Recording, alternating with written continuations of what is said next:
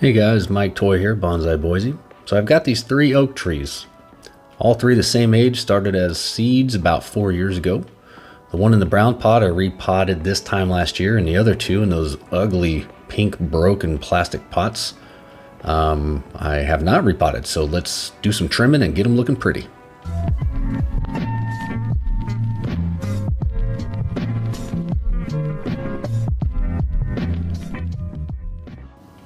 Okay, so here we go.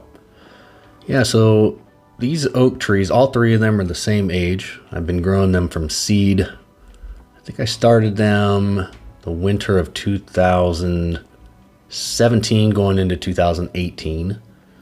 And this, of course, being winter of 21 into 22. So they're going on 4 years old, something like that.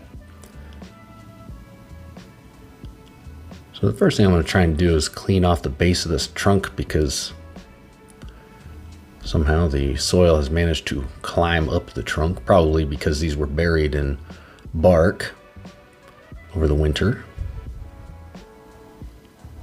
So I'm not going to repot this one just because it's only been in this pot for about a year, but I need to trim it down. I've mostly let it grow all last year, just kind of gain some health and, you know, just grow out and get vigorous and healthy. So I'm just going to spray it down. I'm not putting soap on there. I'm just regular old water. I don't think the dirt is anything too intense. So forgot about the wire there. Forgot I usually don't wire trees in.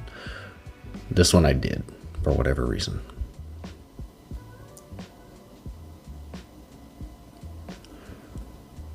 I don't remember going so heavy on the organics last year when I potted this one up, but apparently I did.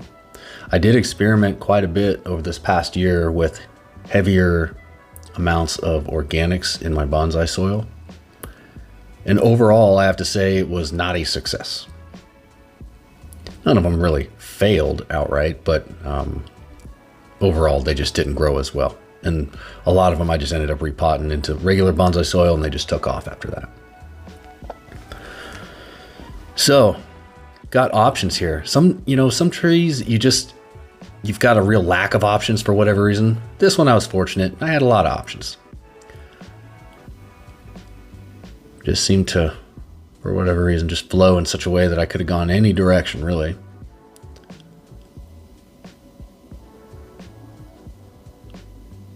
So I'm just trying to decide which ones do I keep, which ones do I get rid of. I decided to stick relatively with the same flow that I started with last year, which is just the slightly slanted main trunk with one main branch coming off of the right side there. Now I've got to decide which branches to keep at the top. I can only keep 2. I have 4 to choose from. Down to 3 and down to 2. There we go. Clean it up a little bit around those cuts. You're going to see a funny blooper here in a few minutes too. I won't give it away yet, but it's funny now. It wasn't funny at the time. Anyways, I'm just cleaning up some of these cuts, trying to get it kind of flush. And I'm taking these where the 2 different branches split off into 2 more, taking it down to a couple sets of buds there. This is my non-toxic clear glue. This is what I use as cut paste. It's worked for me well.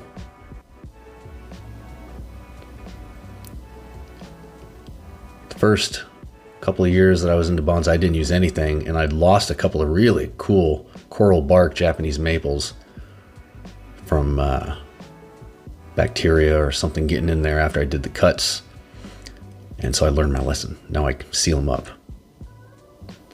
So here I am doing my thing. I'm going to mention, I'm watching my daughter's cat while she's out of town, and look what little funny kitty did. Bad kitty. Let me clean up that mess real quick. Luckily, it wasn't a very important tree that it decided to destroy. But still. So back to work, just putting a little glue on all of the cuts. Now onto this one. Now, I gotta say, this one I've really been looking forward to working with. I love the movement of the trunk. It's just very gradual and smooth, and it's just a nice, elegant curve. It's got some decent taper already. I just have been looking forward to this. Now I've got to decide what to do with it, because what I don't like is kind of the long, straight trunk there with no branches right where my hand is. It's kind of a long way. So I've got options here too. I could really use any of these branches as the new leader. I could even use that very bottom branch off to the left as the leader, and I thought about it.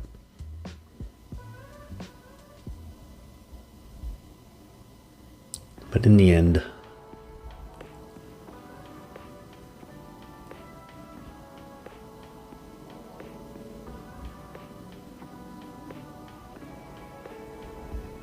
off with its head.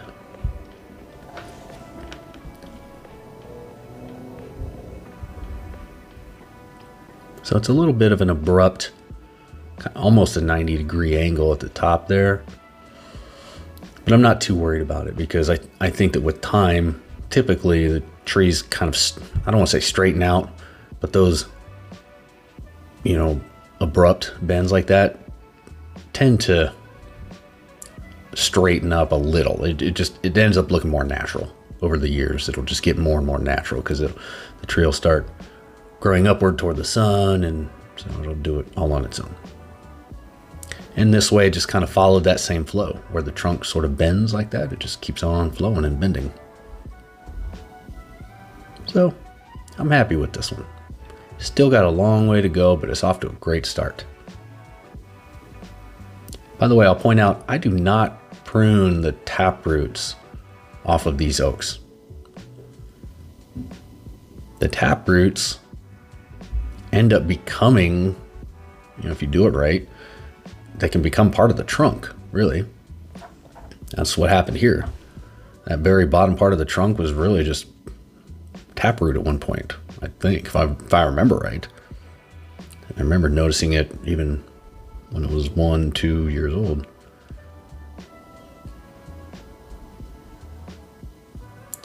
So I'm going to seal up the cuts again. Now this one. This is my problem child oak. I mean, just look at it. It doesn't know what it wants to do. I've pruned it here and there, tried to get it to straighten up and fly right. It just won't. So I thought, maybe I'll do like a clump style. I don't know if anybody's ever done that with oaks, but I can't even do that, because look at this. Look at the way it just crisscrosses like that. So that's not going to work. So the first two, I had an abundance of options, and this one I've got like seemingly none. But that's okay. Give it more character down the road. So I can't figure out what to do, so I just start blasting. Which is not a method I would recommend. Always better to have somewhat of a plan, but I've been wrestling with this one since it started, and I've yet to ever get it to develop any kind of style. So this time I'm like, I'll just start blasting, and then it'll either get unruly again, and we'll do this again next year, or, something will come of this. So one side benefit, one unintentional benefit, is that because of those weird offshoots at the bottom, the base has kind of a big, I don't want to say a root flare, I'll just say a flare at the base. So that's going to help with taper over time. In theory.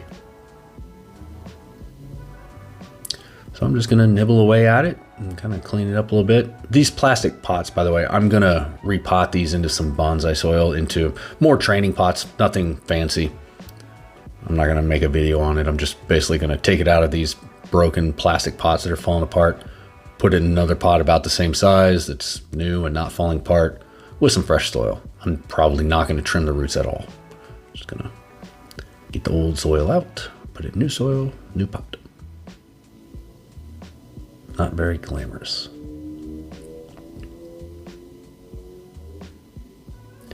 So this is the style I decided to go with. Trim off the ends. Now we've got kind of a little something going, at least. A little bit of character.